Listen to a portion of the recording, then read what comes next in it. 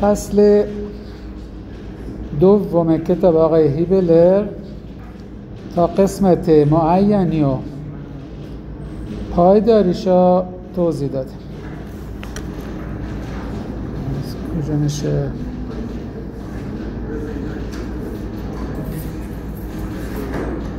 صفحه چند میشه؟ نه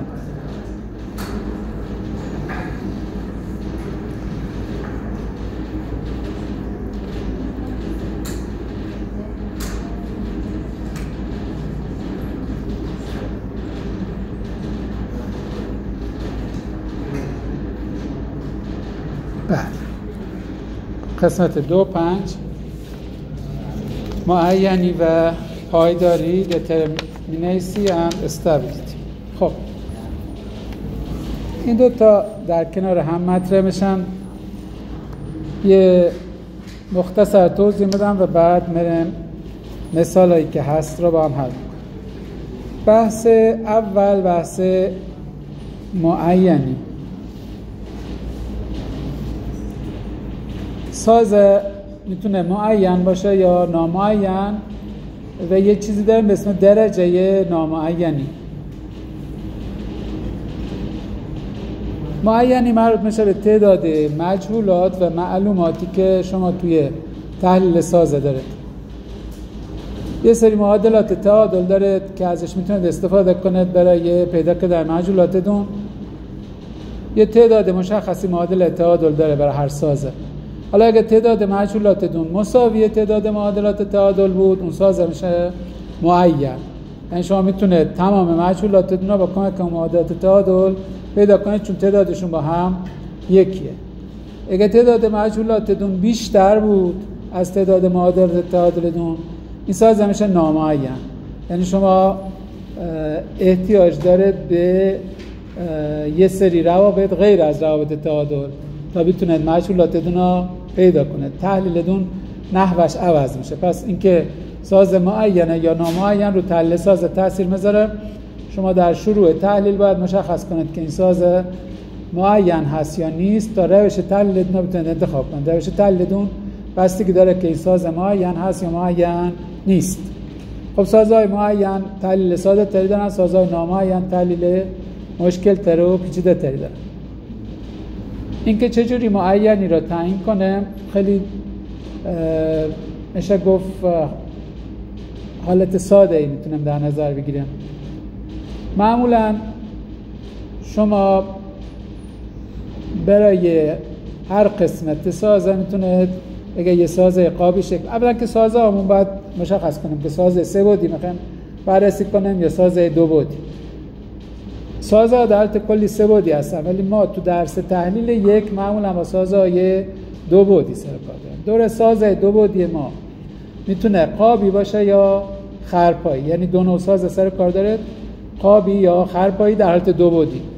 حالت 3 بعدی هم داره، اینا خرپا 3 بعدی، قاب 3 بعدی، ولی فعلا باش سر کاری نداره. پس ما الان بحث معینی را فقط برای سازهای 2 بعدی، اونم 2 حالت، یا قابی باشه یا خرپایی میخوایم توضیح بده. پس معینیه سازه 2 بعدی. خب اگر ساز خرپا باشه، شما یه تعداد گره داره تو خرپا که 2 برابر تعداد اون گره ها معادل تعادل داره. یعنی در محل هر گره یکی رابطه تعادل x داره، یکی تعادل y.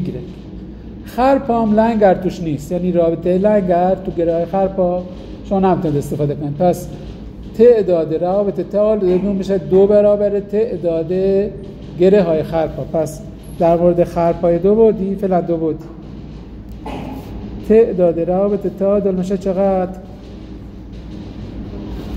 2 برابر حالا تعداد گره ها را بعضی ها با J نشون بدن معنی جوینت، بعضی کتاب با N نشون بدن معنی نود، فرق نمیکنه. حالا جوینت که در نظر بگیرید گره خرپا را، مثلا تعداد روابط تعادل میشه 2J که J تعداد گره ها هست. این برای خرپا. پس تعداد روابط تعادل 2Jه. حالا چند تا مجهول داره؟ هر عضو خرپا معمولا فقط یک مجهول حساب میشه، چون اعضای خرپا یه نیرو بیشتر داخلشون نیست، لنگر و برشون ندارن. پس هر عضو خرپا یک مجهوله. یه خرپا برای اینکه پایدار باشه باید 3 تا عکس العمل حداقل داشته باشه، یعنی حداقل یه تعدادی هم عکس العمل داره. مجهولات شما میشه اعضادون به اضافه عکس العملاتون. پس این معلوماتمونه 2J میشه معلومات. مجهولاتمون میشه چی؟ R که عکس العمل ها هست به اضافه حالا M یا N که تعداد اعضا هست. تعداد اعضای خرپا R تعداد عکس العمل ها.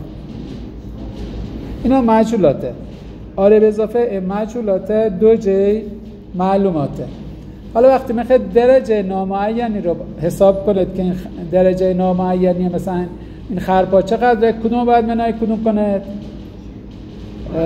مجهولات منهای معلومات میکنید. اگه مجهولات بیشتر باشه میشه نامعین. پس تعداد مجهولات الان آر به اضافه M هست، منهای 2J میکنه. هر عددی شد میشه درجه نامعینی. اگه 0 شد میشه معین. اگه منفی شد میشه درجه نامعینی منفی. اگه مثبت شد درجه نامعینی مثبت. قاعدتاً سازهایی که درجه نامعینشون منفیه اصلا پایدار نیستن، یه سازهایی اصلا قابل تحلیل نیستن. پس یا باید 0 باشه یا باید بزرگتر از 0 باشه تا اینا بخواد تحلیلش کنه. 0 بود میشه معین، بزرگتر از 0 بود میشه سازه نامعین. پس درجه نامعین میشه چی؟ برای خرپای دو بعدی میشه R به اضافه M منهای 2J.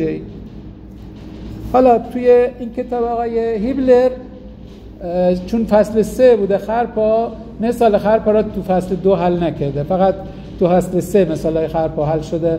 بنابراین فعلا وقتی میریم جلو در مثالی برای خرپا حل نکرده، ولی فصل بعدی که فصل خرپا هست مثال معینی خرپا را اونجا فقط چون رابطش الان دونسته.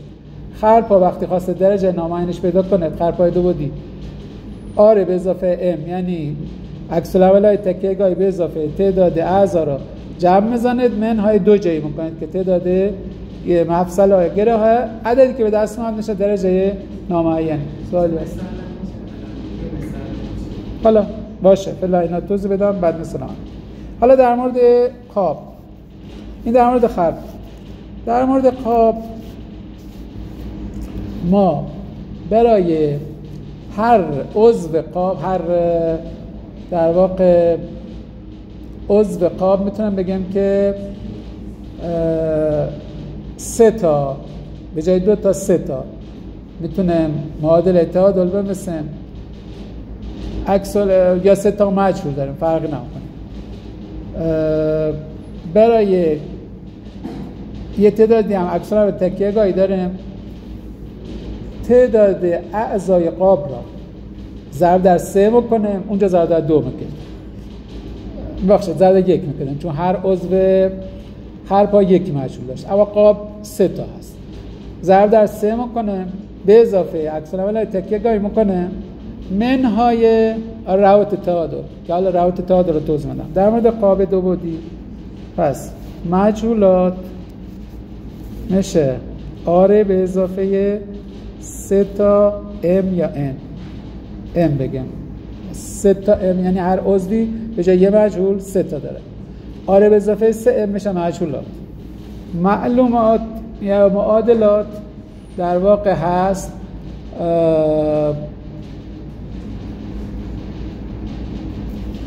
معادلات چی میشه؟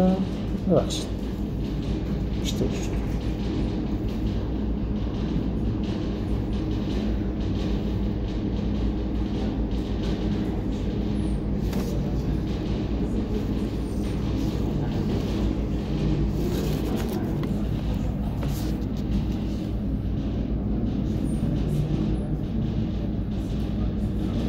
اینجا حالا یه جور که دیگه نوشته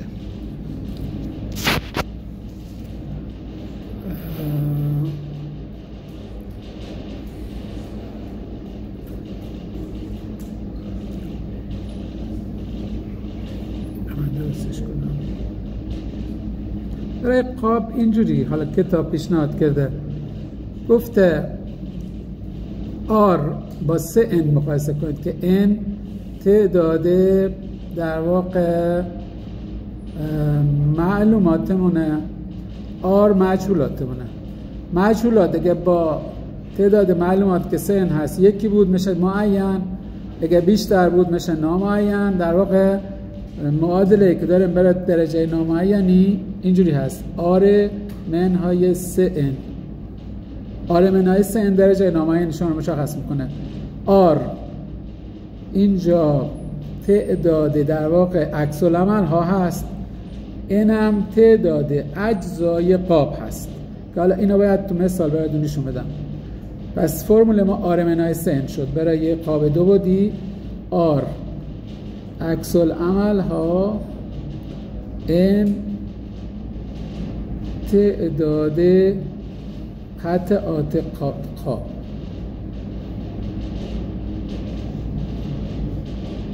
این دو تا فرمول تو ذهنتون باشه. پس برای خرپا R به علاوه m منهای 2j، برای قاب R منهای 3n. حالا بریم رو مثال ها برای درجه نامعین. قاب ها ببینید در واقع شما عکس العمل ها رو برای هر قسمت قاب، یعنی شما فرض کنید یک جزء داره قاب، مثلا الان این تیر شما یه دونه بیشتر نیست دیگه، برای این شما 3 تا رابطه اتحاد میتونید دونسته. این میشه معلوماتتون 3 تا n، 3 برابر تعداد اجزای قاب. مجهولتون چه عکس العملای تکیه گاهی که آره. R مجهولات تا منهای 3n میکنه، هر عددی شد میشه درجه نامعینی. پس برای قاب این شکلی عمل میکنه. الان این قاب ما چند تا عکس العمل تکیه گاهی داره؟ شما قبلا جلسات قبل گفته بودیم تکیه گاه غلطه که یه دونه عکس العمل داره، این فقط یه دونه عکس العمل قائم داره. این که تکیه گاه مفصلی چند تا عکس العمل داره؟ 2 تا داره، یه دونه قائم یکی افقی. یعنی مجموع الان آر شما چنده؟ 3 هست. n دون چنده؟ ببینید در مورد قاب ها اینجوری میکنه، میگم قاب اگر یک پارچه باشه یه دونه حساب میشه. حالا شما اینجا الان از تکیه گاه گذاشته ولی 2 تیکه نشده، یه تیکه است، یعنی کلا 1 میله صاف داره. حتی اگر این میله کجم بود ولی یک پارچه بود یکی حسابش میکرده. پس قسمت های یک پارچه را یه دونه حساب کنه تو قاب. الان ما یک دونه عضو داره به اضافه 3 تا عکس العمل تکیه گاهی. در نتیجه درجه نامعینی میشه 3 منهای 3 ضرب در 1 میشه 0. یعنی این الان معین، این هم همین محاسبات انجام داده. همین کاری که گفتم کرده، عکس العمل تکیه گاهی را جدا کرده، گفته 3 تا عکس العمل تکیه گاهی یه دونه هم قطعه هست، میشه درجه نامعینیش این یک قطعه هست با 3 تا عکس العمل. قرار شد تعداد عکس العمل را منهای n ضرب در 3 بکنه. 3 منهای 1 ضرب در 3 میشه 0. یعنی درجه نامعین شما میشه 0. حالا بریم مثال بعدی. این فرقش با بالای چیه؟ یک قطعه ها یک قطعه، یکی تیکشته. اون تا عکس العملاش چند تا هست الان؟ 4 تا 5 تا؟ یه دونه اینجا چون غلطه که یه دونه هم اینجا تکیه گاهگیر دار 3 تا حساب میشه، یه دونه افقی، یه دونه عمودی، یه دونه لنگری. یعنی الان 5 تا عکس العمل داره. 5 منهای 3 ضرب در 1 میشه 2، میشه مثبت 2. درجه نامعینیش مثبت 2 هست، 2 درجه نامعینه که این محاسبات انجام داده و حالا اینم 5 بزرگتر 3 تا درجه نامعینی به دست نیاورد. بریم شکل بعدی. سوالی هر جای دارید بپرسید.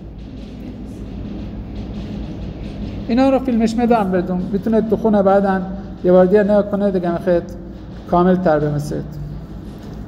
خب یه ذره پیچیده تر شد. الان دیگه دو قسمته. الان این سازه که شما می‌بینید یک قسمت نیست، تا حالا یک قسمت بود، این الان دو قسمته، یعنی انش دوه.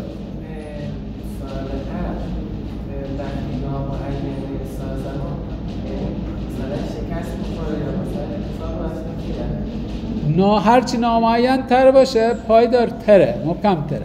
شما خیال راحت باشه، سازهای نامعین دیرتر از سازهای معین خراب میشن. منتها تحلیلش مشکل تره. میگم هرچی نامعین بیشتر باشه تحلیل اون ساز مشکل تره. من معمولا سازهایی که نامعینشون بالا دیگه با دست نمیتونه تحلیلشون کنید، با کمک نرم افزار این تحلیل انجام میشه. ولی سازهای معینا با دست هم شما میتونید تحلیل کنید. خب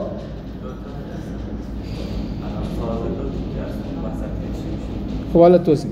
الان ساز شما چند تیکه شده؟ دو تیکه شده، وسطش شکسته، یعنی قبلا یک پارچه بود حالا دو تا قسمت جدا. خب این یک و اینم دو، پس n شد دو، یعنی تعداد اجزای این قاب دو تا است. حالا عکس العملا اینجا شما یه اتصال چی دارید؟ دو تا عکس العمل اینجا دارید به خاطر مفصل. اینجا چند تا عکس العمل دارید؟ این متوجه میشد این چه نیروهایی رو میتونه تحمل کنه؟ این در راستای قائم نیرویی نمیتونه تحمل کنه چون غلطه. پس عکس العمل قائم ما نداره. افقی میتونه یا نمیتونه؟ میتونه. لنگر میتونه یا نمیتونه؟ نگاش کنه میتونه لنگر تحمل دیگه. چرا نتونه؟ وقتی که این از سه تا غلطک میذاره یعنی اگه یه لنگری به این وارد شه، یکی از اینا میفته تو فشار، یکیش میفته تو کشش، میتونه لنگر رو تحمل کنه. این حالا شکل قرار داد یکی برای اتصالی کشته که لنگر میتونه تحمل کنه، فقط عکس العمل قائم نمیتونه. شاید اصلا همچین سازی وجود نداشته باشه، ولی این چیزی که اینجا نشون داده لنگر رو میتونه تحمل کنه. اگه می‌خواست لنگر تحمل نکنه سه تا غلطک نمیذاش، یه دونه غلطک میذاش، اون دیگه نمیتونه لنگر تحمل کنه. ولی وقتی سه تا غلطک گذاشته، عکس العمل کشش و فشاری تو این غلطک‌ها میتونه تبدیل شه به یه لنگر. به هر حال این اتصال شما دو تا عکس العمل داره، پس یه دونه افقی یه دونه لنگر، یعنی دو تا ما اینجا عکس العمل داریم، دو تا اینجا عکس العمل داشته. دیگه عکس العمل اون چیه؟ اینجایی که دو تا جسم به هم بسته شدن اینجا هم عکس العمل داره، یعنی انتهای اونجایی که این دو تا جسم جدا را به هم وصل کرده اینجا هم یک مفصل داره که این چند تا عکس العمل حساب میشه؟ مفصل چند تا عکس العمل؟ دو تا، یعنی لنگر نمیتونه، یعنی یه دونه افقی قائم هم اینجا داره، دو تا هم اینجا داره. پس آره ما شد 6 تا عکس العمل داریم، دو تا این ور، دو تا وسط، دو تا کنار، دو تا هم قطعه، انمون هم دوه. 6 منهای 2 ضرب در 3 میشه 0، یعنی این سازه شما الان معینه. پس 6 منهای 2 ضرب در 3 0 معینه.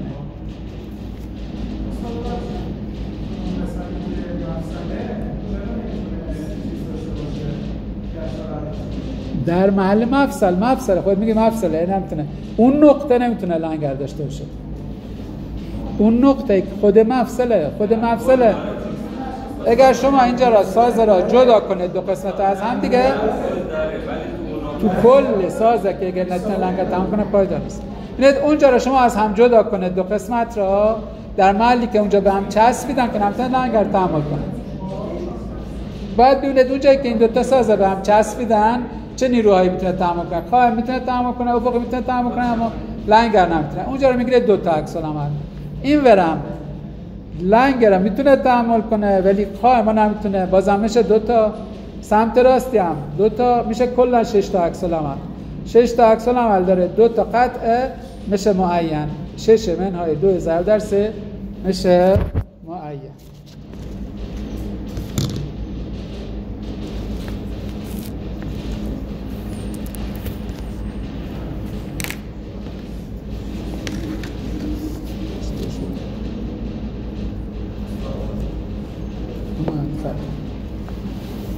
خب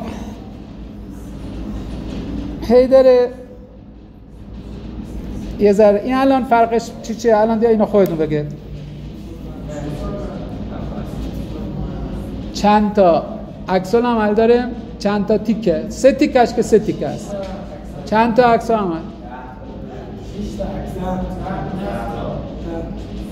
3 تا این وره. هر گیر داری 3 تا این ور، 3 تا اون ور، 2 تا هم وسط، 2 تا 2 تا هم وسط، 10 تا. 10 منهای 3 ضرب در 3 میشه مثبت 1. 1 درجه نامعینه. پس این سازه شما 1 درجه نامعینه. پس n مساوی با 3، r مساوی با 10. 10 منهای 3 ضرب در 3 میشه 1 مثبت 1. کجا؟ اینا مفصلن. این مفصل ها هر کدوم 2 تا عکس العمل حساب میشه. اینجا تکیه گا گیر داره، اینجا هم تکیه گا گیر داره. اینجا 3 تا، 2 تا، 2 تا، 3 تا، مجموعاً 10 تا عکس العمل داره. 3 تا تیکه هم هست که 3 ضرب در 3 میشه 9. یا 1 درجه شد نامعین. که حالا اینا هم همینا انجام داده. اینا هم جدا کرده. اینا قطعات از هم جدا میکنه، تعداد عکس العمل رو میشماره. 3 تا سمت چپ بوده، 2 تا اینجا بوده، 2 تا اینجا بوده و 3 تا هم سمت راست، مجموعاً 10 تا عکس العمل بوده. خب مثال بعدیش دیگه اینا فعلا شبیه قبلی ها. 3 تا عکس العمل پایینه، 2 تا سمت راسته، 2 تا هم وسطه، یعنی 7 تا عکس العمل داره. 2 تا هم قطع داره، 7 منهای 6 میشه 1. باز میشه درجه نامعینی مثبت 1. یا این شکل. این شکل الان چند تا عکس العمل داره؟ 3 تا این ور 6 تا 9 تا درسته. چند تا قطع داریم؟ 9 تا. این میشه 0 معینه، یعنی 9 منهای 3 ضرب در 3 0. این الان معینه. خب ببینید که ساده هست، تعیین معینی. خب قطعاتی که یک پارچه یکی قطعه حساب میشن، مهم نی حالا 3 ضلعی باشن یا 2 ضلعی. الان این قطعه شما ببینید این قطعه یکی قطعه حساب میشه، 2 تا قطعه حساب نمیشه. خب الان این درجه نامعینش چی میشه؟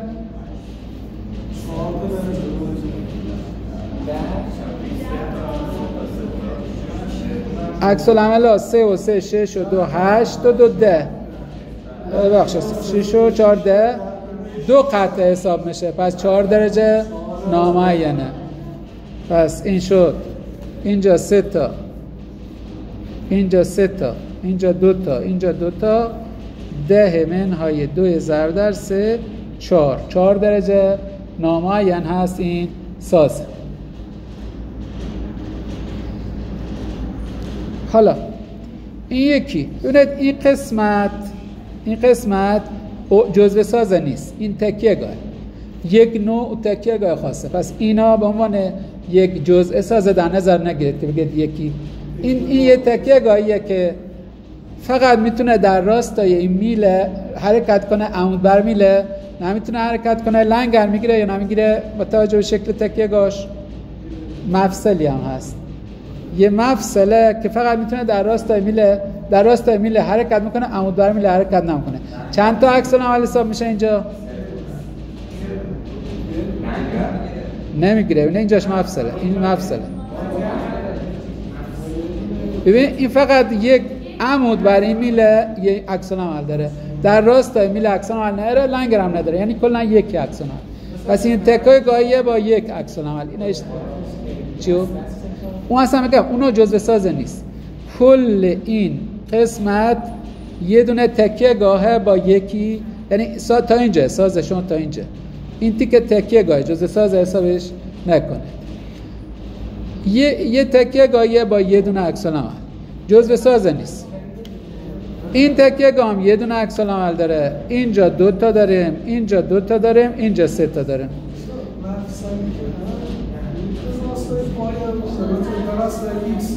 به جای x و y مثلا به جایی که مثلا x ش گرفته باشه امتداد میله آزاده عمود بر میله. خب ولی در جهت طولی میله میتونه حرکت کنه. خب پس در جهت طول یه میله میتونه حرکت کنه و از یه درجه آزادی داره در حالی که اگر مفصل کامل بود هیچ جهت نمیتونه حرکت کنه. به هر حال این یه دونه عکس العمل حساب میشه. 2 3 4 5 6 9 تا عکس العمل داره. چند تا قطعه داره؟ 3 تا قطعه. پس این میشه معین. یعنی این ساز شما 9 منهای 3 ضرب در 3 میشه معین. درجه نامعین اون صفره.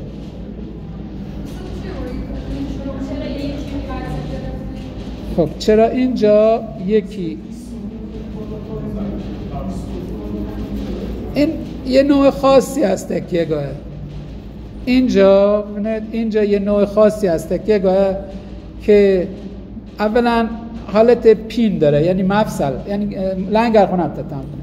اینجا که من قرمز کردم مفصله، پس لنگر خونم تتم. حرکتاش در یه راستای خاصی راحت میتونه حرکت کنه، یعنی در راستای میله، اما در راستای عمودبر میله اصلا نمیتونه حرکت کنه. اینجا در واقع یکی عکس العمل حساب میشه، 2 تا عکس العمل حساب نمیشه، چون در یه راستای آزاده، اونجا عکس العمل نیست، عمود برش گرفته شده، یه دونه عکس العمل بیشتر حساب نمیشه. یه دونه اینجا بقیه رو جمع بزنید کلا 9 تا عکس العمل داریم و 3 تا قطع داریم که میشه معین. حالا میتونستم این میله هم را جزء ساز حساب کنم؟ بله. شما میتونستید این میله را بگید این هم جزء سازه، یعنی این میله رو معنا حذفش کنم، گفتم به عنوان یه تکیه گاه میله رو در نظر گرفتم. اگه این میله رو میوردم جزء سازه، یک قطعه به قطعات سازم اضافه میشد، درسته؟ یا 2 تا قطعه اضافه میشد، یک قطعه اضافه میشد، 6 تا عکس العمل همین میشد. درجه ناعینی باید همجور صفر بمونه.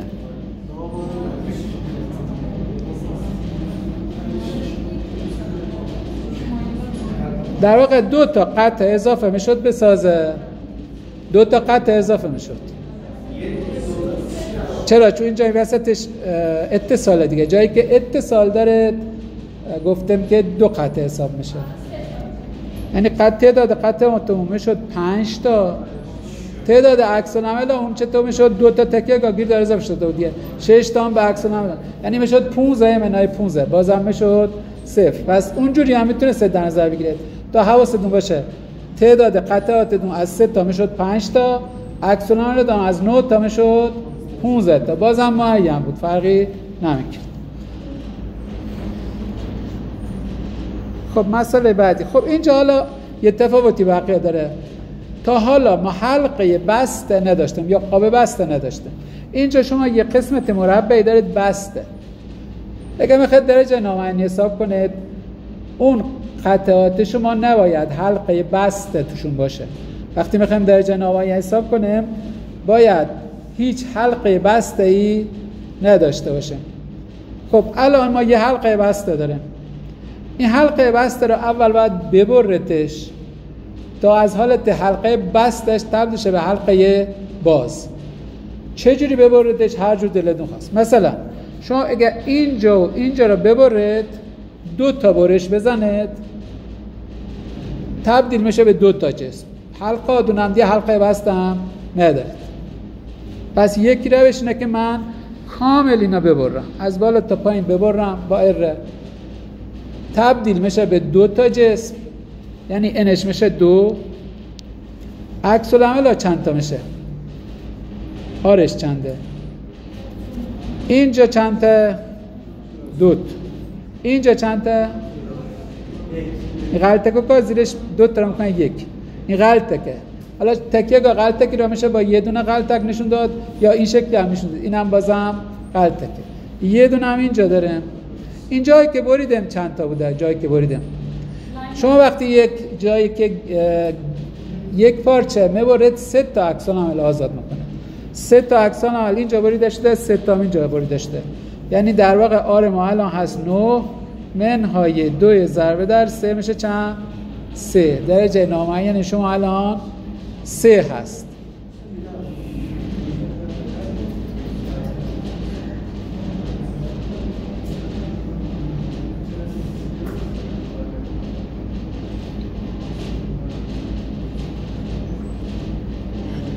پس حلقه بسته که داشتیم اول بعد حلقه بسته باز شه، بعد درجات نامعنی حساب کنه.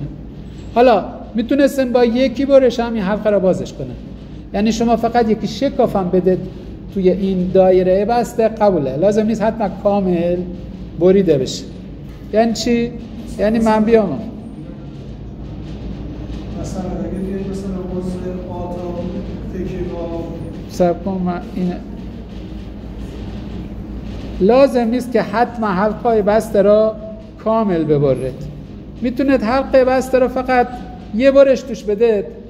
مثل این اونه که الان یه حلقه بسته داشتم سرشو بریدم، الان به حمام اصلا ولی باز شد، یه حلقه بسته حساب نمیشه. اینجا چند تا عکس العمل دارید که یکی برش دادید؟ 3 تا. 3 تا هم بیرون داشتید میشه 6 تا. 6 منهای 3 ضرب در چند؟ 1. اینجا یه تیکه دیگه، 2 تیکه نیست. وقتی 2 تا برش میدید میشه 2 تیکه، ولی وقتی یکی برش دادید کل سازتون الان یه تیکه است. پس منهای 3 ضرب در 1 بازم میشه همون عدد قبلی، بازم میشه 3. این درجه نامعینه چه یه برش بدید چه 2 برش بدید، درجه نامعینه دو همون 3. تو هر جور دوست دارید. یکی راحت تره که کامل برش بده، یکی که میگه مثلا یکی برش کوچولو ما کافیه برام. معمولا با یه برش ما حلقه بسته را از حالت حلقه بسته خارج میکنیم، به ازای اون برشی که دادید 3 تا عکس العمل در نظر میگیرید و درجه نامعینی را حساب میکنه. پس این شد یک عضو الان با 6 تا عکس العمل که میشه 3 درجه نامعین.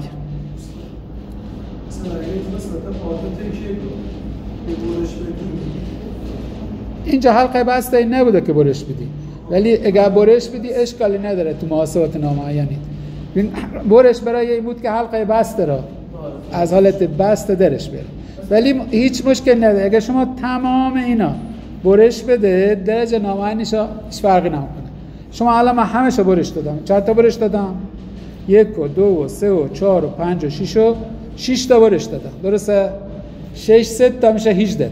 3 تا هم عکس العمل بوده میشه 21. یعنی من با 6 تا برشی که دادم 21 عکس العمل الان دارم. چند تیکه شده؟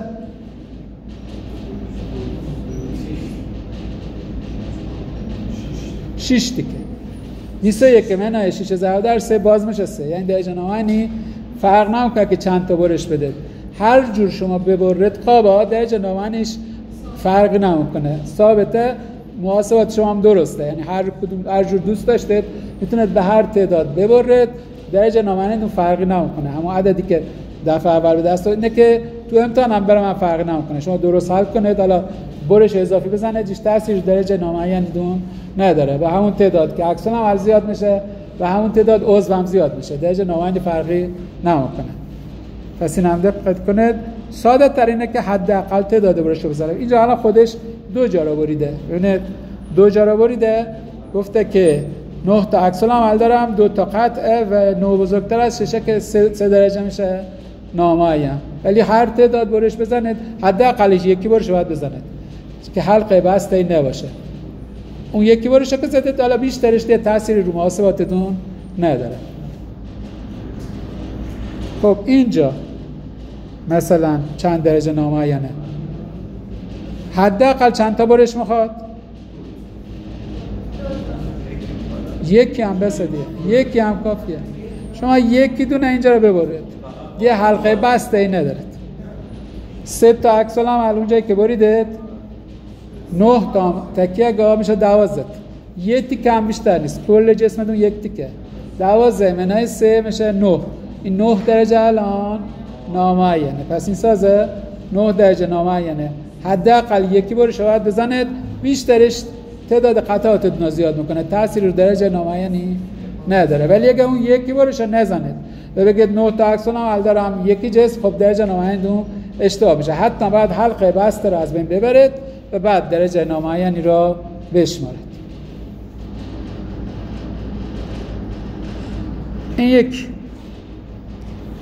این احتیاج به برش داره یا نداره؟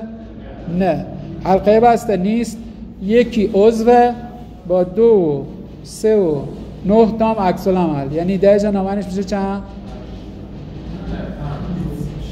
6 دیگه. 6 منهای 3 9 منهای 9 منهای 3 میشه 6. یعنی شما 9 تا اکسون عمل دارید، منهای 3 ضرب 1 6 درجه نامعینه. خب درجه نامعین اونید که خیلی ساده است، محاسبات درجه نامعینی وقت زیادی از ما نمیگیره. اینجا حالا اومده برش بیشتر داده، هیچ تفاوتی نکرده. آخر کار 18 بزرگتر از 12 یعنی 18 منهای 12 کن 6 درجه نامعینه. حالا درجهشو ببر یا یه جاشو ببر فرقی نمیکنه. این ساز 6 درجه نامعین.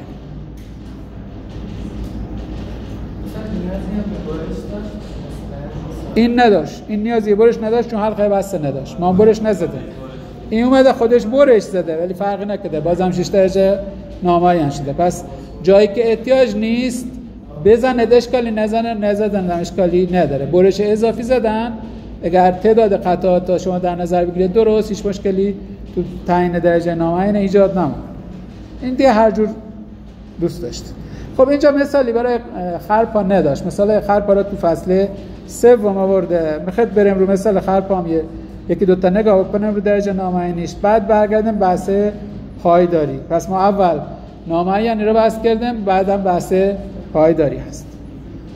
خب مثلا این خرپا فرض کنید، خرپا فرمول اون این بود R به اضافه M منهای 2J. این فرمول درجه نامعینی خرپا. خب R اکسون عمل چند تا داره الان؟ 2 تا اینجا داره، 1 اینجا، ببخشید 2 تا اینجا، 4 تا اکسون عمل داره. امدون چنده؟ ازادون چند تا عضو داره؟ 2 تا میله داره خرپا داره. چند تا گره داره؟ 1 و 2 3 تا هم گره داره. انتهای هر عضو گره، حالا چه تکیه باشه چه تکیه نباشه گره حساب میشه. منهای 2 ضربه در 3 میشه 0. یعنی این الان خرپای معین حساب میشه. پس این هم برای خرپا عضو رو مشمارید، اکسون عمل رو مشمارید، گره هم رو مشمارید. اون جایی که تکیه هم گره حساب میشه دا، نه اینکه بگم یه دونه گره داره، اینجا هم گره، اینجا هم گره، 3 تا گره داریم به اضافه 2 تا عضو و 4 تا عکس العمل. آره به علاوه M منهای 2J میشه درجه نامعینی خرپا.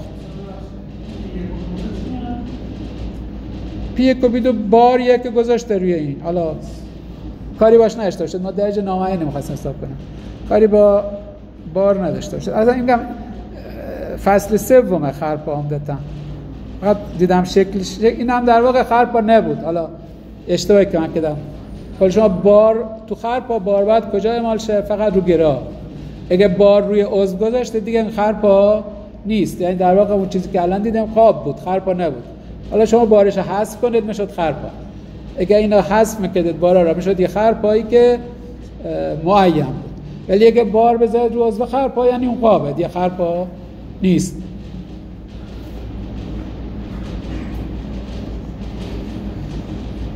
در واقع این اگه بخوایم قابی حلش کنیم چند درجه نامعینه فرقی نمیکنه. یعنی ما به صورت خرپا گفتیم 3 درجه نامعینه. اگه بخواید صورت قابی رو بررسی کنه چند درجه نامعینه؟ ببخشید گفتیم معینه، ببخشید. الان اگه بخواید قابی بررسیش کنید، اینجا 2 تا عکس العمل دارید، اینجا 2 تا، اینجا هم 2 تا، درسته؟ میشه 6 منهای 2 تا هم عضو دارید 0. پس بازم شد معین. پس سازی که هم به خرپا مخوره شکلش هم به قاب فرق نمیکنه که شما به صورت خرپا نامعینش رو پیدا کنید یا به صورت قاب نامعینش بکنید، جواب یکی میشه. پس خرپا هم میتونم بگم نوعی قابه که اتصالاتش مفصلی هم. مثلا شما خرپا هم رو میتونید با فرمول قاب معینش رو پیدا کنید، ولی خب برای خرپا یه فرمول جداگونه هم داره. ولی الان دیدید این سازه چه با فرمول قاب برید معینش پیدا کنید چه با فرمول خرپا، درجه نامعینش 0. هم با فرمول قاب هم با فرمول خرپا در هر دو حالت درجه نامعینش 0. پس سازهای خرپایی میشه گفت یه قاب های ساده شده ای هستن که هم میتونن با فرمول قاب هم میتونن با فرمول خرپا درجه نامعینشون رو پیدا کنن. این در واقع اینجا خرپا نبوده چون بارگذاری روی عضو انجام شده. خرپا خصوصیتی که داره بارگذاریش فقط رو گراه، یعنی فقط میتونید اینجا بار بذارید، اینجا و اینجا حق بارگذاری رو خرپا را ندارد. بنابراین در واقع این قاب بوده، خرپا نبوده. ولی خب درجه نامعنیش فرقی نکرد، اصلا ربطی به بارگذاری و اینا نداره درجه نامعنی. خب مثال خرپا اگه خواسته باشم باید بریم سراغ فصل 3. حالا برای اینکه همینجا مثال خرپا اینا هنوز فصل 2.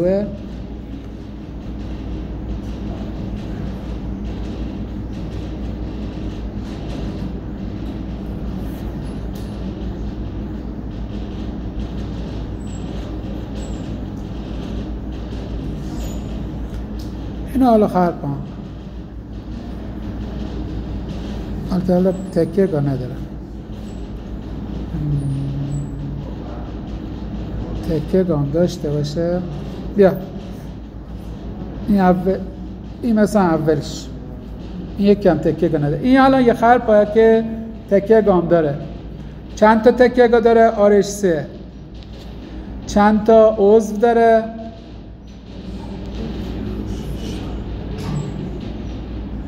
1 2 3 4 5 6 7 تا. اینجا که مفصل میونه 2 تا عضو، 1 و 2.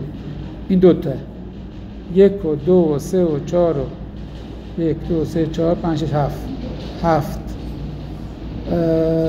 انش چنده؟ گراش چنده؟ جیش چنده؟ 1 و 2 و 3 و 4 و 5.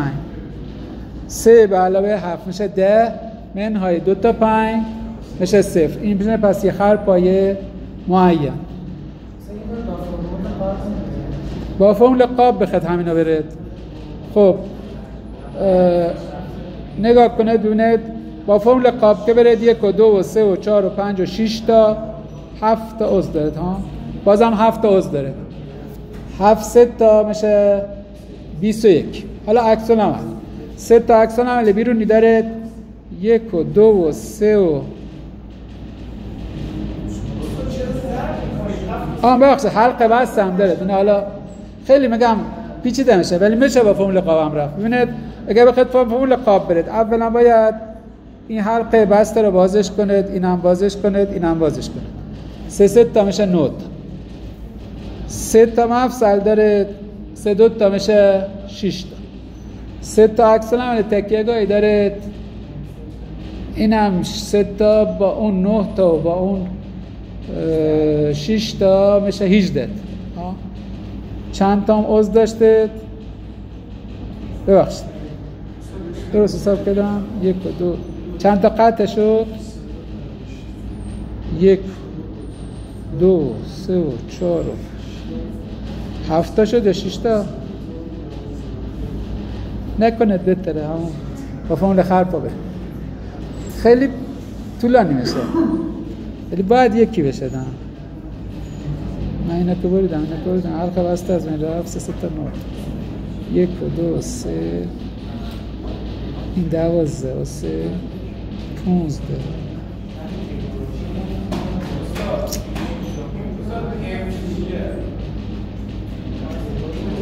ام تو خرپا عضو ممبر یا عضو. ببینید اینجا مفصله درسته؟ 1 2 3 4 5 6 7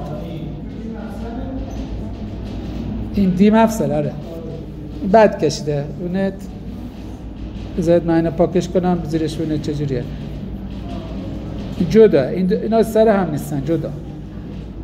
عضو آ ای یک پارچه نیست. عضو آ ای رو نقطه دی مفصل شده، 2 تا عضو هم مفصل شده، یعنی این عضو د ای با عضو آ د جدا، یه تیکه نیست. حالا این درست کشیده دیگه، اینجا مفصل کشیده.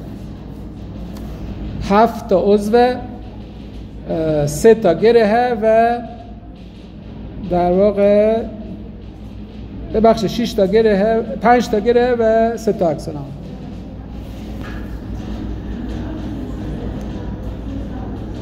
این هم نمونه دیگهش. حالا اینا همه معین البته میدونم شما اینا هر کدوم حساب کنید فرق نمیکنه.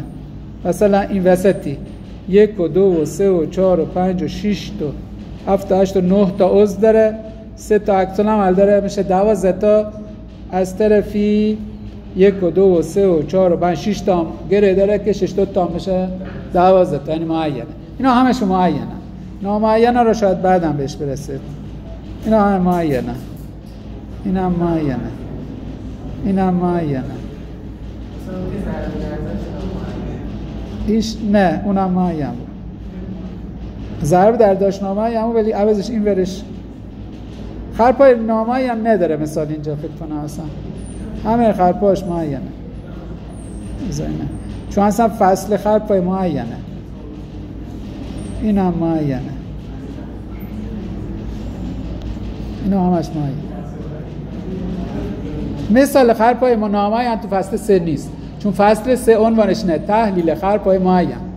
پس مثال خرپای نامعین اصلا توش نیست. مثال در واقع نامعین یه خرپا تو فصلای حالا شاید آخر کار پیدا شه، ولی به هر حال روشش اینه. خب برگردیم به اون شروع بحثمون که 2 تا بحث بود. بحث نامعینی بود و پایداری. اون پایداری دوره نامعینی دید خیلی چیز راحته. معین نامعینی با یه ضرب و تقسیم کوچیک خیلی راحت میتونه تشخیص بده. اما بحث پایداری شاید اینقدر راحت نباشه. تشخیص پایداری یا ناپایداری ممکنه یک کم که مشکل تر باشه. مثالی که دادم میشه برای اینکه بفهمید پایدار ناپایدار یه ذره هوشم میخواد. اینجا فقط ضرب و تقسیم بود که حالا چند بشمارید اشتباه نشمارید. دیگه اشتباه نشمارید درجه نامعینی راحت به دست میاد. ولی در مورد پایداری یک کم بحث مشکل تره. خب در مورد پایداری هم من اصولش رو بگم، بعد بریم سراغ مثالاش. خب کجا بود؟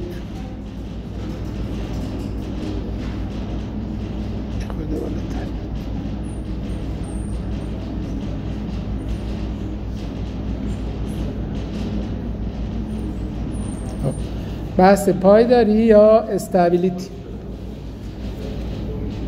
پایداری اینه که شما یه سازه‌ای که دارید، اولا که ساز جسمیه که نیروی وارد شما رو منتقل میکنه به زمین، یعنی اون ساز باید به زمین بسته شده باشه.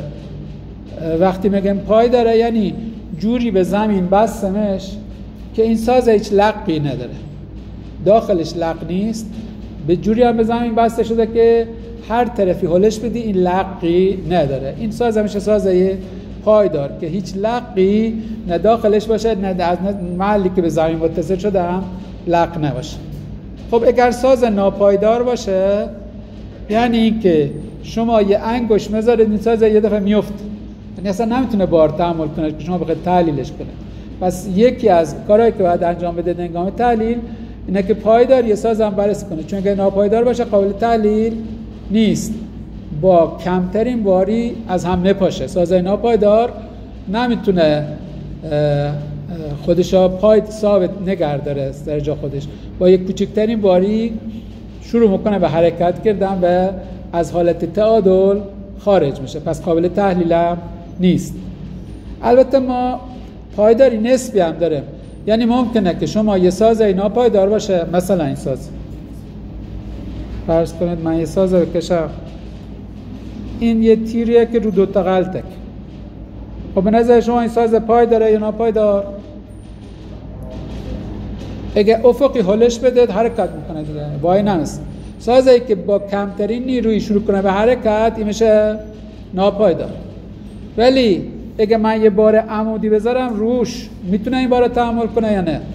پس میتونه یه سازی در واقع ناپایدار باشه ولی برای یه بار خاصی پایدار باشه. اینا میگم پایدار نسبی، یعنی برای بار قائم پایداره و قابل تحلیله، ولی برای باری که افقی باشه این ساز ناپایداره و قابل تحلیل نیست. پس ما پایداری مطلق داریم و پایداری نسبی داریم.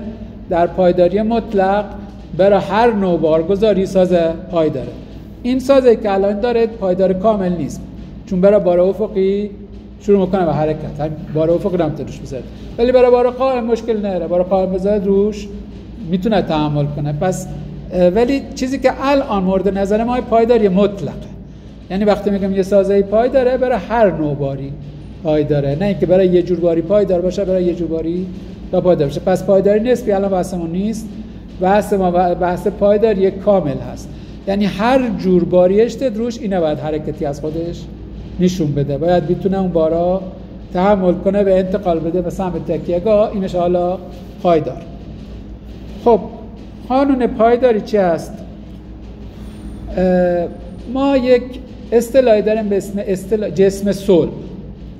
شما الان می‌خواستید فرض کنید یه قاب را درجه نامعینش پیدا کنید، میگفتید چند تا تیکه هست، کلی قسمت هایی که مثلا به صورت گیردار به هم وصل شدن میگفتید این یک جسم حساب میکنن. این از نظر ما یک جسم صلب میتونه مثل شما بذاره، یه جسمی که یک پارچه هست و لقی توش نداره. زمین چطوره؟ زمین هم برای ما یه جسم صلبه، یعنی کره زمین درسته که دایره یه دو حرکت میکنه، ولی ما فرض میکنیم این دایره نیم مسطح دو ثابت هم حرکت هم نمیکنه، این هم برای ما جسم صلبه. اگر دو تا جسم صلب داشته باشه، یکی سازه و یکی زمین، و اینا به یه صورتی به هم وصل کنیم که لقی نداشته باشه، اینا بهش میگن قانون اتصال پایدار دو جسم صلب. چجوری میشه دو جسم صلب را به صورت پایدار به هم متصل که با سه تا عکس العمل غیر متقاطع، یعنی کافیه سه تا عکس العمل غیر متقاطع داشته باشه دو تا جسم صلب را، اگه از طریق سه تا عکس العمل غیر متقاطع به هم وصل کنید، این اتصال میشه اتصال پایدار. معمولا حالا دو تا از این عکس العمل ها معمولا نیرویی، سومی میتونه نیرویی باشه یا میتونه لنگری باشه، فرقی نمیکنه. مثلا من الان یک خواب دارم، این مثلا یه جسم صلبه دیگه، یه تیکه است. یه دونه هم زمین دارم، حالا میخوام یه سازه پایدار داشته باشم، حداقل باید سه تا عکس العمل غیر متقارب اصطلاحا میگن، یعنی هم به یک نقطه به هم قطع نکنن داشته باشم تا این اتصال اینا بشه اتصال پایدار. میتونم یه طرفش با مفصل، یه طرفش با غلطک. این الان دو تا جسم صلبه، یکیش سازه منه یکیش زمینه، سه تا عکس العمل الان بینشون قرار دارم، دو تا عکس العمل اینه، عکس العمل سوم اینه. آیا این سه تا از یه نقطه رد بشن؟ این سه تا عکس العمل نه. پس این اتصال ما میشه اتصال پایدار دو جسم صلب.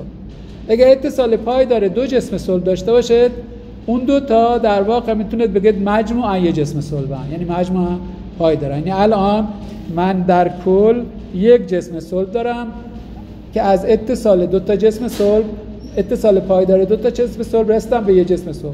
حالا ممکنه یه جسم صلب دیگه دوره به این وصل کنم و با همین سه تا عکس العمل اونم دوره میشه پایدار. پس یکی از اولین قوانین پایداری اینه که اتصال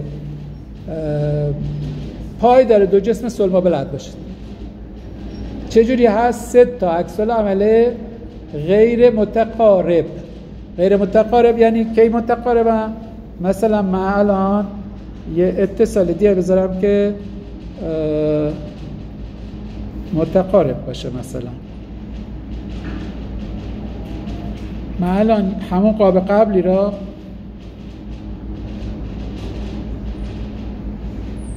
اینجوری به زمین وصل کنم،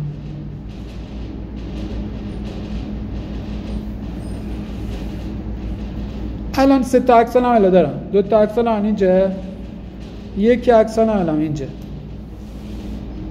فرقش با قبل اینه که الان این عکس العمل سوم من امتدادش از کجا بگذره؟ از تلاقی این دو تا بگذره. یعنی الان سه تا عکس العمل دارم ولی هر سه تا با هم دیگه در یک نقطه تلاقی دارن. این الان پایدار نیست، این الان ناپایداره.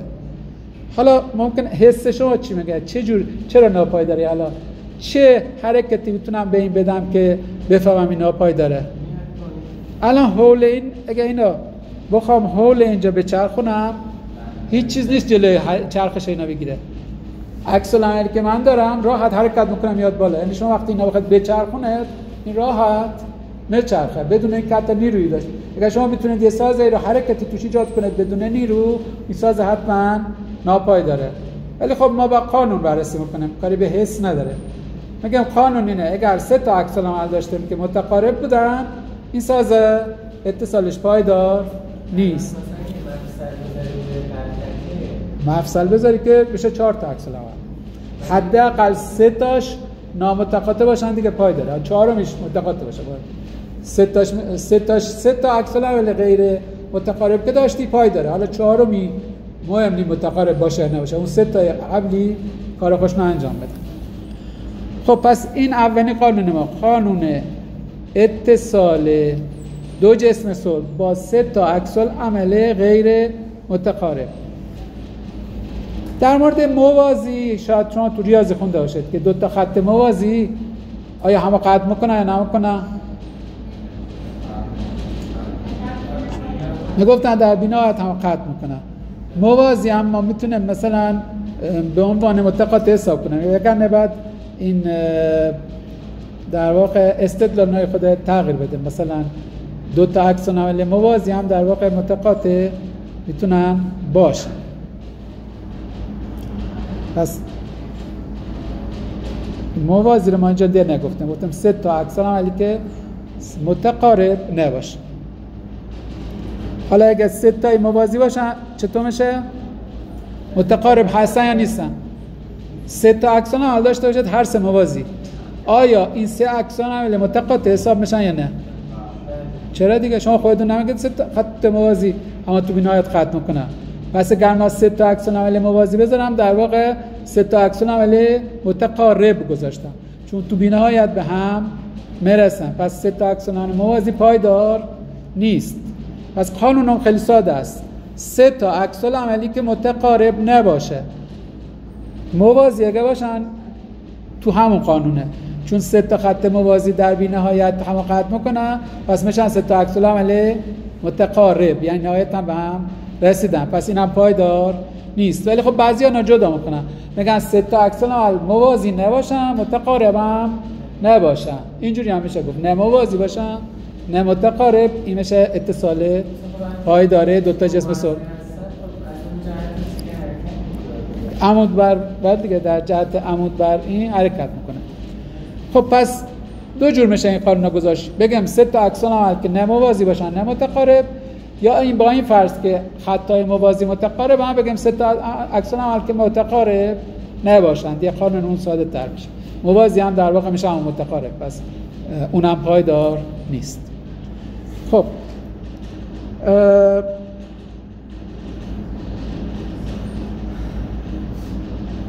پس قانون پایداری اینجوری شد.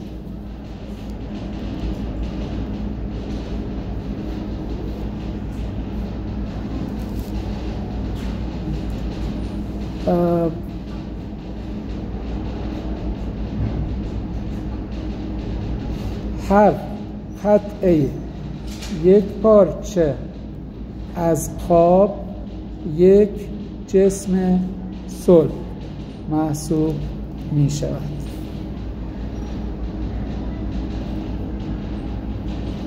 زمین یک جسم صلب محسوب می شود. برای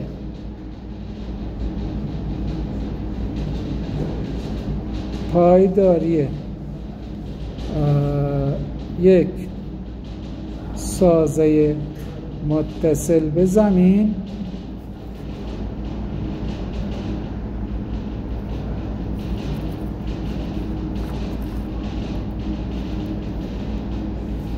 از قانون اتصال پایدار 2 جسم صلب استفاده می‌کنیم.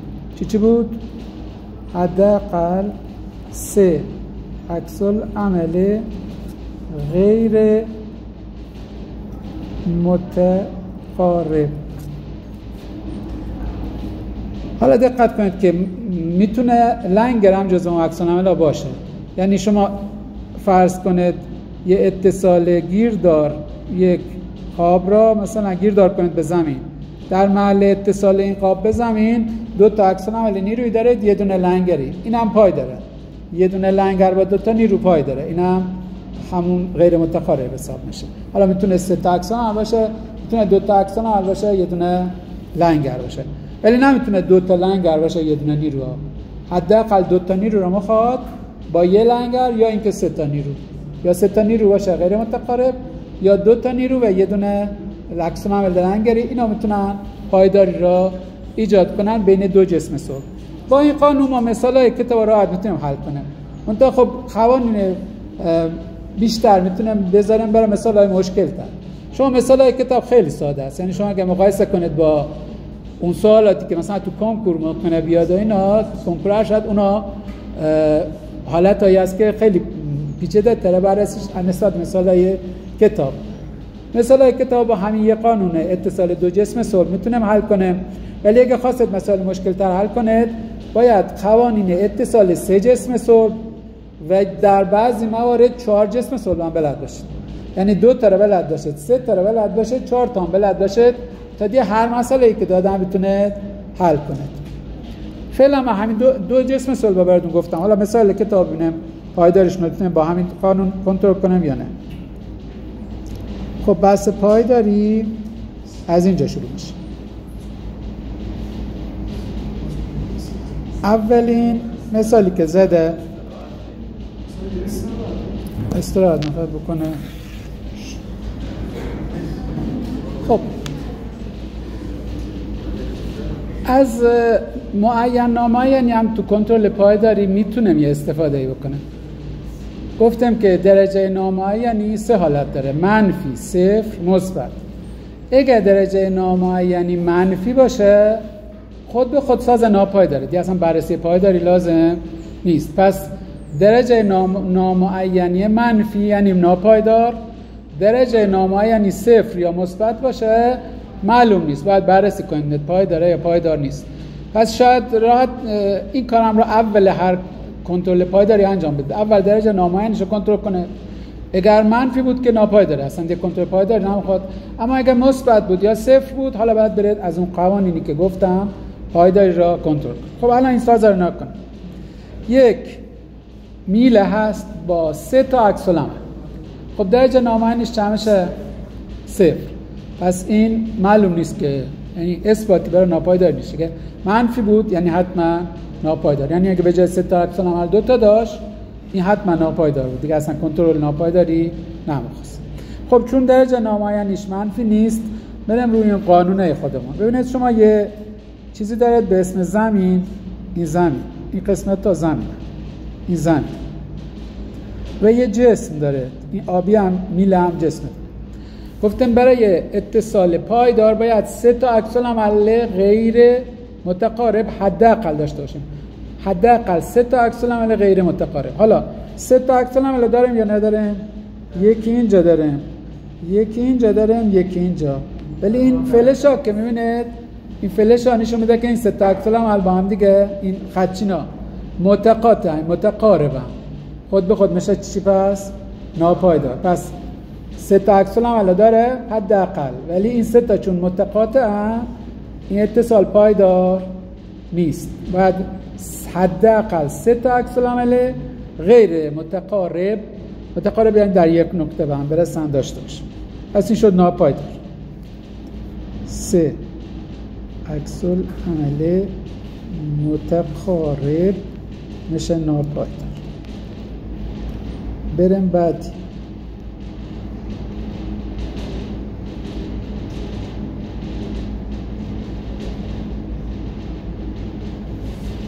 این هم دوباره قیافش نگاه کنه، 3 تا عکس العمل داره ولی از یک نقطه رد میشن، بازم این الان ناپایدار. نه ببینید امتداد این 3 تا نباید از یک نقطه رد شن. الان این نقطه رو نظر بگیرید، این هم از این نقطه رد شده، 3 تا دارن از یک نقطه رد میشن، 3 تا عکس العمل، این دیگه ناپایداره، باید حداقل یکیشون از یه جای دیگه رد شه. خب این پس این سازه بود، سازش این بود 3 تا عکس العمل داشت. یعنی زمین، ببینید این زمین هست که این زمین، این هم یه دونه سازه به شکل حالا ال شکل، چون یه تیکه یه دونه حساب میشه. اتصالش با یه دونه مفصله که 2 تا عکس العمله و یه دونه غلطه که عمود بر راستای غلطه که عکس العمل ما. اگر این عکس العمل از این نقطه رد نمیشد میشد پایدار، حالا که از این نقطه رد میشه ناپایدار. عضو بعدی یک عضو با 3 تا عکس العمل، 3 تا موازی که گفته موازی باز به معنی متقارب حساب میشه، چون در بینات هم قطع میکنه، این هم ناپایدار، پس باز ناپایدار. 3 عکس العمل موازی ناپایدار. اینا حالتهای خیلی ساده که تا نگاش میکنید متوجه میشید. بیایم اینجا، حالا اینجا خود مشکل تر شد.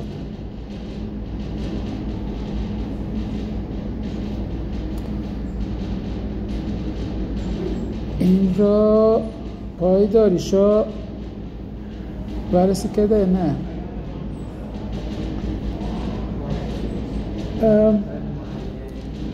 این اگه بخواید از رو قانون 2 جسم صلب برید خود نمیشه، چون یکی زمین داره،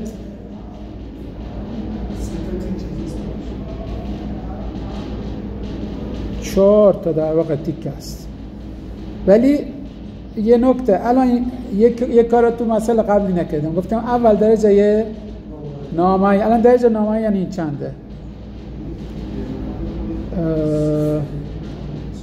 چجوری میشد؟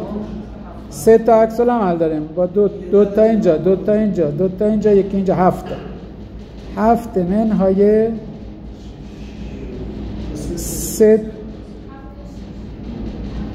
منهای 2 درست شد؟ درجه نامانی شد منهای 2.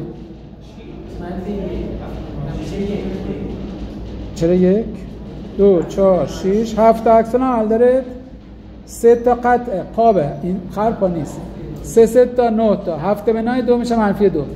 این -2 که شد ناپایدار، اصلا دیگه بررسی پایداری لازم نیست. وگرنه اگه می‌خواستید رو قانون 2 جسم صلب بررسی کنید نمیشد، چون حالا این چند تا جسم صلبه؟ این یکی، این 2 تا، این 3 تا، این 4 تا. 4 تا جسم صلبه که به هم متصل شدن. با قانون بخواید اینا بررسی کنید باید قوانین 4 جسم صلبه بلد بشه. ولی از روی نامعینیش بلافاصله میتونید بگید که این ناپایداره.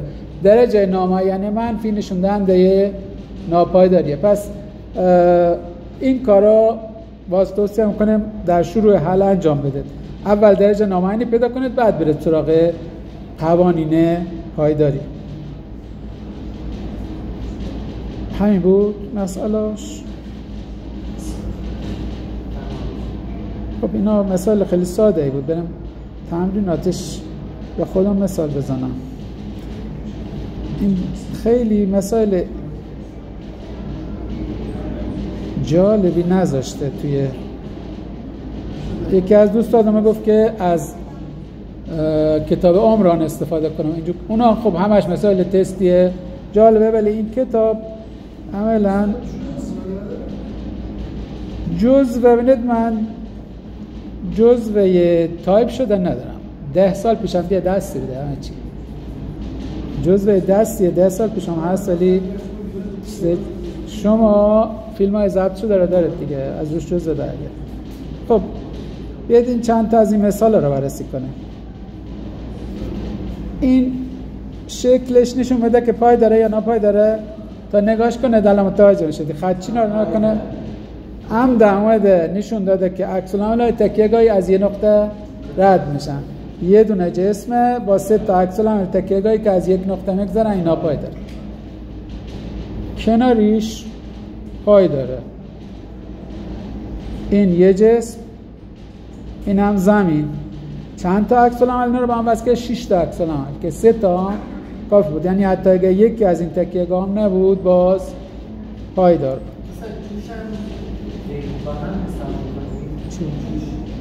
جوش هم گیر داره دیگه، یک تیکه حساب کنم. 2 قطعه که به هم جوش داشتن، 1 قطعه حساب بشه. این چطور؟ این پایداره یا ناپایدار؟ این زمین یک این دو اول معین نامعین هم درسته. حالا معین نامعینش حساب کنید چند تا عکس العمل داره؟ 5 تا عکس العمل داره. 5 منهای 3 ضرب 1 میشه 2 مثبت 2. پس نامعین نمیتونه بفهم پایداره یا نیست. درجه نامعین یعنی منفی یعنی ناپایدار، ولی صفر یا مثبت معنیش پایداری نیست. بعد برید از رو قوانین. این یه جسم صلب، این هم یه جسم صلب، یعنی اون قاب شما یه جسم صلب، زمین هم یه جسم صلب با چند تا عکس العمل به هم وصل شده؟ 5 تا عکس العمل که کافیه 3 تاش غیر متقارب باشه، یعنی بقیه‌اش متقارب هم باشه اشکالی نداره، فقط 3 تا عکس العمل غیر متقارب براش کافیه. مثلا این دو تا با این یکی کافی بوده، حالا این دو تا دیگه اضافیه، یعنی اضافه تر از اون حداقلی که برای پایداری دو جسم صلب لازمه اینجا با عکس العمل داره.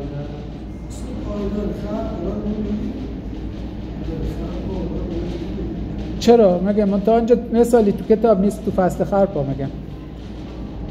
اینجا باز یک جسم صلب داریم سازه، یک جسم صلب داریم زمین با 5 تا عکس العمل به هم وصل شدن که فقط یکی عکس العمل گیردار کافیه، یعنی این دو تا اضافیه، این دو تا نبودن هم باز پایدار بود. یکی عکس العمل گیردار داشته باشه دیگه دو تا جسم اتصالشون پایدار.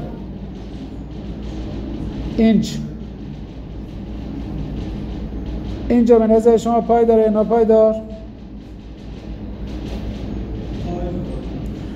دو تا جسم صلب داریم، یکی زمین یکی سازه، 3 تا عکس العمل داریم، 2 تا از عکس العمل موازی هست، سومی موازی نیست، طلاقشون هم یکسان نیست دیگه، پایداره، یعنی اتصال پایدار. اگه این سومی هم مثلا یه جوری بود که از محل این دو تا علامت تقاطع، این دو تا متقاطع، ولی این یکی از محل تقاطع این دو تا نمیگذره، بنابراین پایدار. اگه چیو؟ آره دیگه 3 تا این نباید همزمان برخورد کنن، در یک نقطه هر سه به هم برسن ناپایداره، ولی 2 تاشون در یک نقطه به هم برسن، 2 تاشون یه جا دیگه اینا مشکلی نداره. 3 تایی همزمان نباید با هم برخورد کنن.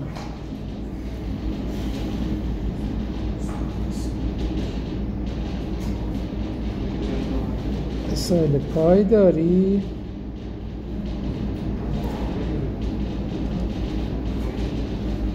این هم شاید جالب باشه.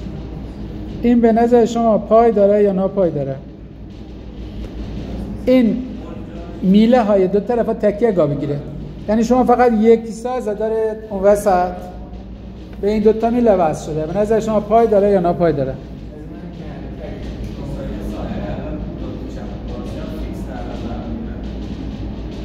قرار شد که این تکیه گاهی که این شکلیه، لنگر که نمیتونه تحمل کنه، یه دونه عکس العمله، این یه دونه عکس العمل اینجوری داره عمود بر خودش، این هم یه دونه عکس العمل اینجوری.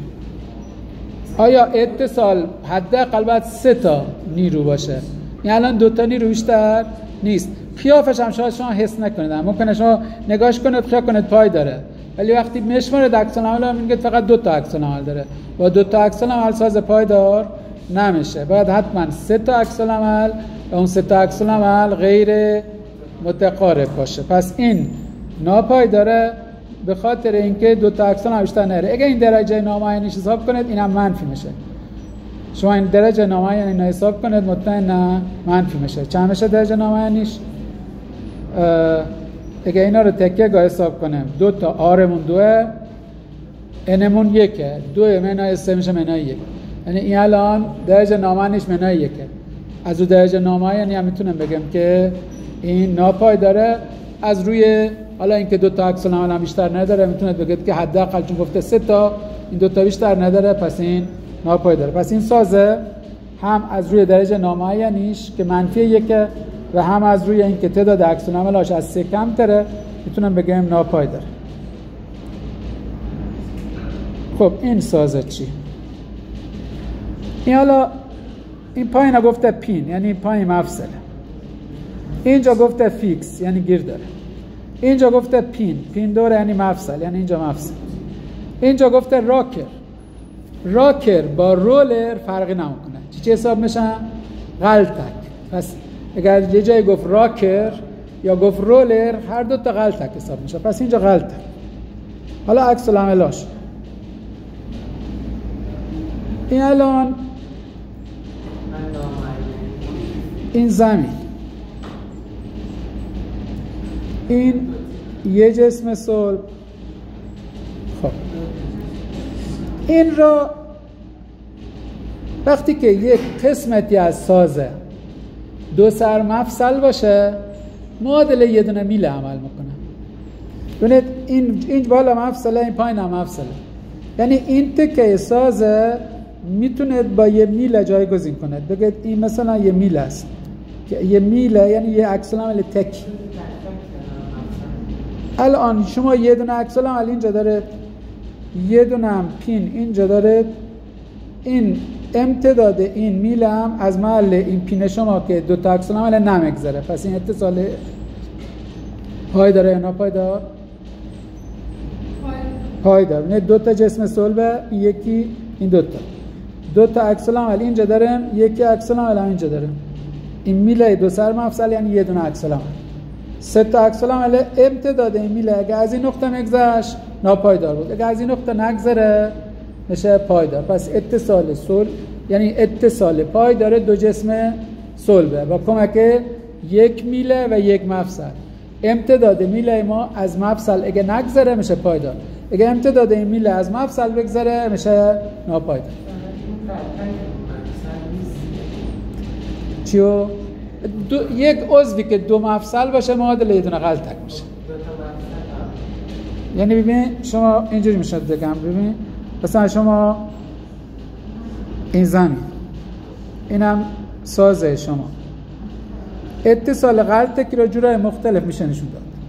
میشه یه دونه غلطک گذاشت اینجا، این میشه اتصال غلطک. عکس العملش همینه. همینا من چند جور دیگه میتونم نشون بدم. میتونم اینا زیرو کش غلطک بذارم با مفصل، باز همونه، یه دونه عکس العمل عمودیه، بیشتر نیست.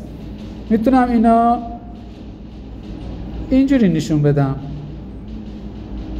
یه میله دو سر مفصل بذارم، این هم همونه، یه میله دو سر مفصل یعنی یه اتصال غلطکی که فقط یکی عکس العمل در راستای میله داره. یعنی هر سه اینا نشون دهنده یه دونه عکس العمل در راستای در واقع قائم هستن. چه اینجور نشون بدم؟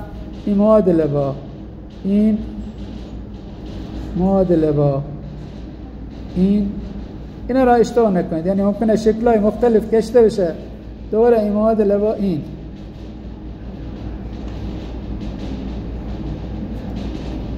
اینا بهش میگه تو کتاب راکر، اینا میگه راکر ولی این گیر نداره، یعنی پایینش آزاده. این توکشو گرد کرده و اشت رو زمین. این هر چهار تا یک سانه معادل یکی عکس العمل قائم حساب میشن.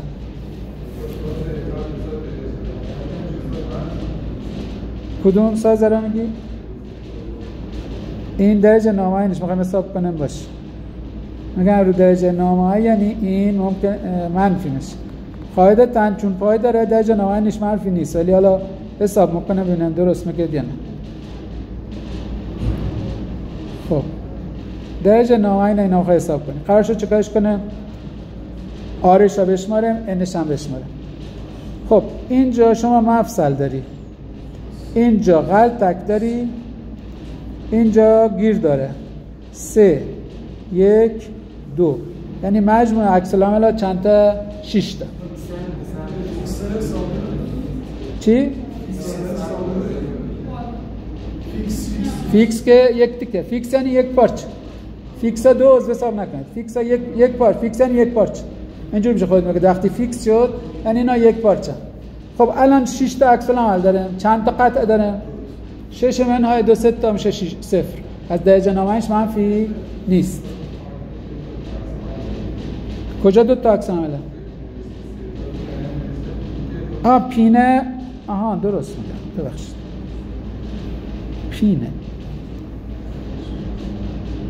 پینه مفصله، پس چطور میشه؟ 2 1 2 میشه -1. خب پس این میشه ناپایدار. چجوری پایدارش کردم من؟ من اشتباه کردم. نه کجا اشتباه کردم؟ اینجا اگر مفصل بود میشد 2 سر مفصل، اینجا غلطک بود. آره اشتباه من بود که گفتم 2 سر مفصل معادل یه دونه حساب میشه. این 2 سر مفصل نبود، یه سرش مفصل بود، یه سرش غلطک. خب شما درست گفتی. این 1 درجه نامه، یعنی 1 درجه نامه‌اش منفیه، ناپایداره. بله قرار شد بچه‌ای که حالا درست یه چیزی رو متوجه میشن یا سوالی که میشه درست بده یه امتیازی برای پایان ترم داشته باشم. من اسمتون یادداشت میکنم. حالا شما و بقیه که تو کلاس به سوالات جواب میدید یه چیزی ارفاق اضافه پایان ترم دارید. آقای چی بود اسم؟ پژوهش. بعد اینا رو تو فرم وارد. خب بقیه همه که سوالی شد، سوالی بود که بقیه بلد نبودن شما جواب دادید یا اشتباهی من کردم متوجه شدید، حتما یه امتیاز دارید. درسته. من اشتباه من بود که اینجا رو فکر کردم مفصله، گفتم یه مفصل بالا یه مفصل پایین معادله غلطک حساب میشه، در که پایین غلطک بود، مفصل نبود و این ناپایدار.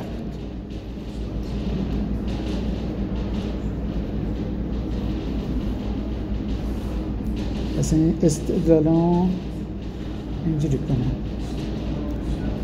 درجه نامه یعنی -1 ناپایدار. خب این یک.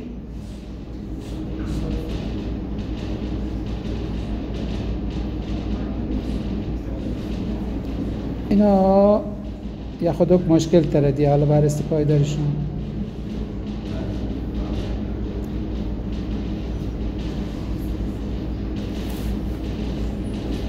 اینجا گفته رولر، اینجا گفته مفصل، اینجا گفته رولر دوره، اینجا مفصل، اینجا هم خب گیردار. خب درجه نامه‌اش اول حساب کنید. 1 و 3 2 و 2 درسته؟ 9 منهای 3 ضرب در 3 0. این درجه نامه‌اش 0. پس از رو نامه نمیتونم بگم ناپایداره یا پایدار. خب چی؟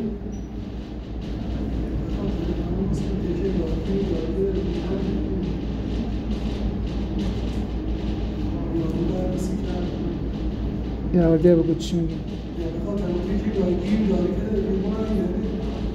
معینه به خاطر تکیه که گیر داره. خب یه سری مفصل داخلی داره، چیز داره. نه اگه یک تیکه بود این الان 3 تیکه است. اگه یک تیکه بود با یه تکیه گیردار پایدار میشه، اما چون 3 تیکه هست من راحتی نیست پایدارش. خب حالا ما اینا میخوایم پایدارش بررسی کنیم. اول که زمین را به عنوان یه جسم پایدار در نظر میگیریم، این زمین. بعد تیکه اول ما گیردار شده به زمین، یعنی اون قطعه شماره 1 ما جزء میتونم بگم زمینه، یعنی صلبه. یعنی شما الان میتونه تا اینجا رو بگیرید صلب. چرا؟ چون اتصال گیردار که بود، یعنی میگه تا اینجا یه جسم صلب، تا اینجا حالا یه دونه مفصل داره، اینجا هم یه دونه مفصل داره، اینجا هم یه دونه غلطک داره، اینجا هم غلطک. خب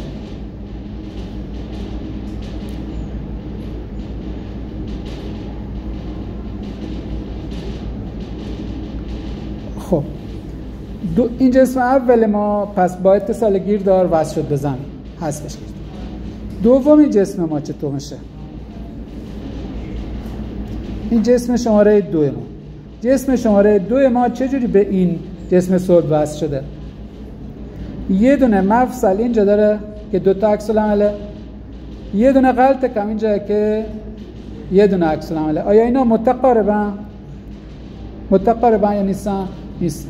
پس جسم 2 ما پای داره.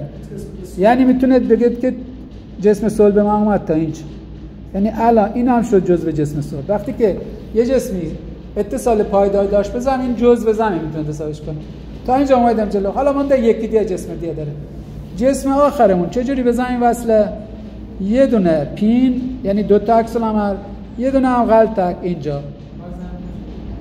امتداد عکس العمل ما عمودیه، اینجا هم که بازم میشه پایدار. یعنی شما خیلی مشکل تر بود نسبت پایدارش نسبت به قبلی ها، ولی با همون قوانین اومدم جلو، تیکه تیکه اومدم جلو. اول جسم گفتم این 3 قسمت سازم. قسمت اولش فیکس به زمین، پس جزء زمین. قسمت دومش با یه مفصل غلطک وصل شده، این هم جزء زمین. قسمت آخرش هم دوره با یک مفصل غلطک به زمین وصل شده، پس این هم به زمین پای داره. یعنی کلا جسممون شد پایدار. خب حالا اینا خیلی مشکل تر بود نسبت به اولی مسائلی که حل می‌کرد. این یکی چطور؟ هم شما بگید. این به نظرتون پای داره نه پای؟ یکی دونم شما حل کنید و بره. هر کدوم سریع تر گفت بالاخره. اول میگم ماین نماینش بس کنم. خب 3 تا 2 تا با 2 تا 2 تا 9 تا معین. خب پس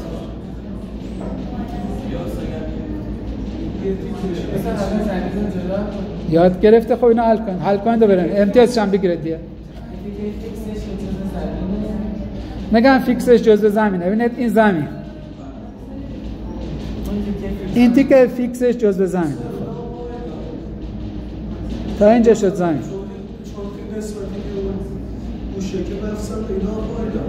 نه نمیتونی بگی.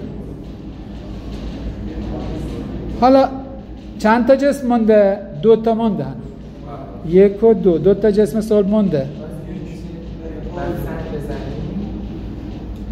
این را اگه بخواید اثبات کنید پایداریشا، ما گفتیم قوانین چند جور قانون دارن: اتصال 2 جسم صلب، اتصال 3 جسم صلب. این الان اگه بخوایم اثبات کنم که پایداره، باید قانون اتصال 3 جسم ها بدونم. قبلی احتیاج نبود با اینکه 3 تا جسم بود، ولی یکی یکی ما تونستیم بررسی کنم. تکی تکی بررسی کردم تا رسیدم به آخر. اما اینجا نه، اولی را اینجا بررسی کردم ولی این 2 تا نمیتونم هیچ کدوم بگم به زمین صلبه. یعنی در واقع 3 تا جسم هستن که چه نیروهایی بینشون وجود داره؟ 3 تا مفصل. یعنی 3 تا زوج نیرو داره بین این 3 تا جسم. 2 تا نیرو اینجا، 2 تا نیرو اینجا، 2 تا نیرو اینجا. ساده ترین قانون برای اتصال 3 جسم صلبینه: 3 تا زوج عکس العمل که نقاط تلاقیشون روی خط نباشه. الان 3 تا زوج دارید یا ندارید؟ 3 تا زوج دارید. نقاط تلاقی روی خط هم 2 تاش مهم، 3 تا روی خط نیست. این قانون اتصال پای داره 3 جسم صلبه. 3 تا زوج عکس العمل که این زوج عکس العمل یعنی هر کدوم یه تلاقی دارن. این 3 تا زوج که 3 تا نقطه تلاقی دارن، نقاط تلاقیش اگر روی خط بود ناپای داره، اگر روی خط نبود پای داره. پس این برای حل این مسئله اون قانون هم را اضافه کردم. حالا آخر وقت احتمالاً خسته دیگه خیلی متوجهش نمیشه، ولی بر اساس قانون 3 جسم صلب اینا میشه ثابت کرد که پای داره. خیلی خوب. 3 زوج عکس العمل که نقاط تلاقیشون روی خط نباشه میشه اتصال صلب. اتصال پای داره 3 جسم صلب. چیو؟ یه گروه توی روبیکا هست که من فیلم ها رو بعد از کلاس میدم تا شب مزا.